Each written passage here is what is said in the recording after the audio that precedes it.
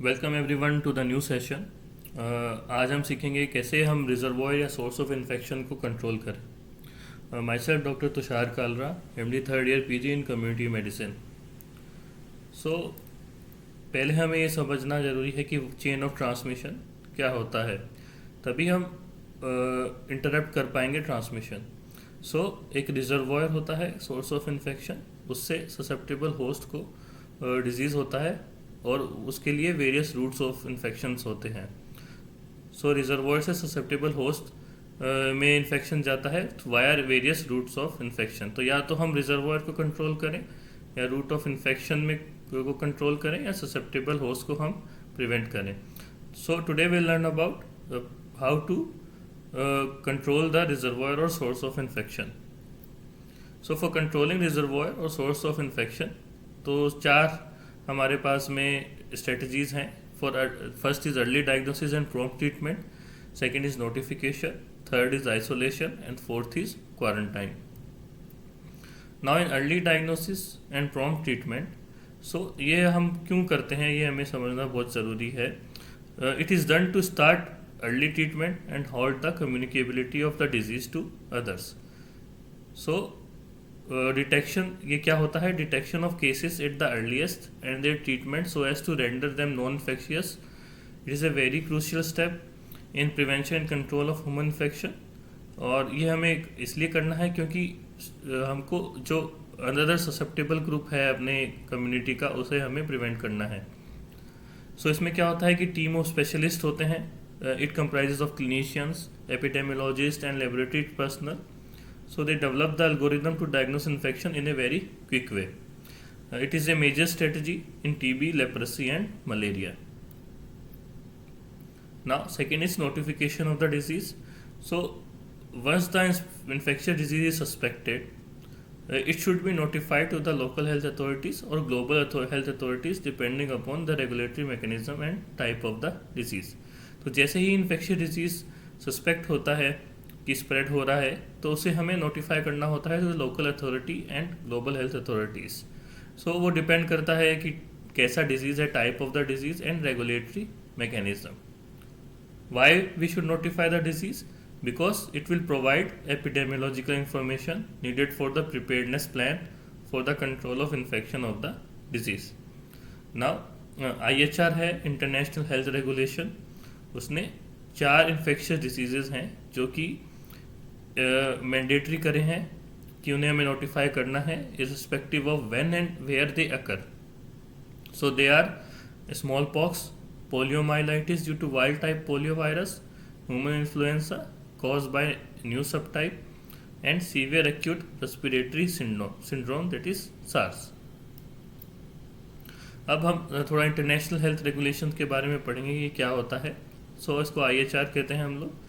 So international health regulation क्या है? It is a legal framework. This is a legal framework जो define करता है कि कंट्रीज़ के राइट्स क्या हैं और उसके ऑब्लिगेशंस क्या हैं in handling public health event and emergencies that have potential to cross border.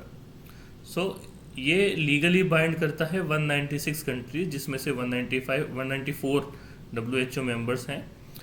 इसका गोल है, the goal is to prevent the spread of the disease, protect against the spread of the disease and control the spread of the disease in a way that avoid unnecessary interference with international traffic and trade.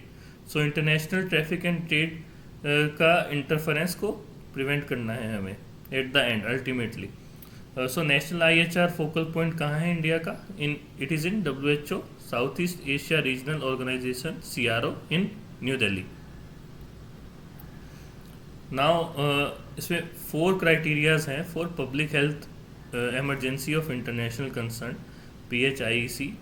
सो ये क्या है कि main criteria क्या है इसके कि कोई भी मान लीजिए कि डिजीज़ है जो public health emergency of international concern उसको डिफ़ाइन करना है, तो उसमें इन 4 जो पॉइंट्स हैं इनमें से कोई भी 2 पॉइंट्स फुलफ़िल करना चाहिए। अगर कोई भी डिजीज़ ये 2 पॉइंट फुलफ़िल करता है तो उसे हमें नेशनल IHR फोकल पॉइंट को रिपोर्ट करना है। वो अल्टीमेटली रिपोर्ट करेगा WHO को। So first is, does the event have serious public health impact? Is the event unusual or unexpected? Is there a risk of the event spreading internationally? Fourth is, does the event carry a risk of causing restriction on international trade and travel? Next strategy क्या है हमारी? Isolation. So isolation is defined as separation of for the period of communicability. ये important line है, for the period of communicability of infected person or animal from others, so as to protect from direct or indirect transmission of disease from infected ones to susceptible ones. So हमें prevent करना है transmission of the disease. तो इसमें क्या होगा कि आप separate कर दोगे इन्फेक्टेड पर्सन को from the others. So it is done when case, जब केस है इंपॉर्टेंट सोर्स ऑफ इन्फेक्शन तभी हम ये करते हैं. So the best way is to isolate a case is to put him or under surveillance. Mainly hospitals में होता है आइसोलेशन, सो उसको हम सर्वेलेंस के अंडर में डाल देते हैं. सो होम आइसोलेशन बहुत डिफ़िकल्ट होता है अचीव करना, but in some cases like H1N1 कोविड-19 में हमने देखा था कि होम आइसोलेशन हम इजीली कर पा रहे थे. सो क्वारंटाइन फोर्थ स्ट्रेटजी है हमारी. तो क्वारंटाइन क्या होता है? प्रिजम्पटिव आइसोलेशन होता है. Refers to restriction of movement होता है ऑफ दोज पर्सन और एनिमल हु आर वेल, जो वेल हैं, ये डिजीज़ नहीं है, but are potentially susceptible to contact the disease due to being exposed to the infected case. So approximately ये longest incubation period of the disease होता है, तो तब तक हमें उसे क्वारंटाइन करना होता है. How many? It is of 3 types. First is complete quarantine, second is modified quarantine, third is segregation. So in complete quarantine, complete restriction of movements are placed, for example in yellow fever. In modified quarantine, only some restriction of movements are placed. Example, restriction of movement of children from going to school, thus limiting the mixing with other children. In segregation, smaller subgroups of person are removed and placed in a secure area. Example, removal of the susceptible children to the home of immune person. Now, in this slide, what is the difference between isolation versus quarantine? So isolation क्या बोलेंगे कि isolation is undertaken from a person who has either clinically और laboratory suspected और confirmation of the disease. So ये suspected person में करेंगे जो कि इल है, कंफर्मेशन ऑफ डिजीज़ है उसको. बट क्वारंटाइन कब करेंगे कि जो पर्सन कॉन्टैक्ट में आया है विद द डिजीज़ और pass through a place which is endemic. Isolation कब तक करेंगे हम? To the maximum communicability of the disease, जो पीरियड होता है तब तक हम आइसोलेट करेंगे पर्सन को. क्वारंटाइन कब तक करेंगे हम? To the maximum incubation period of the disease.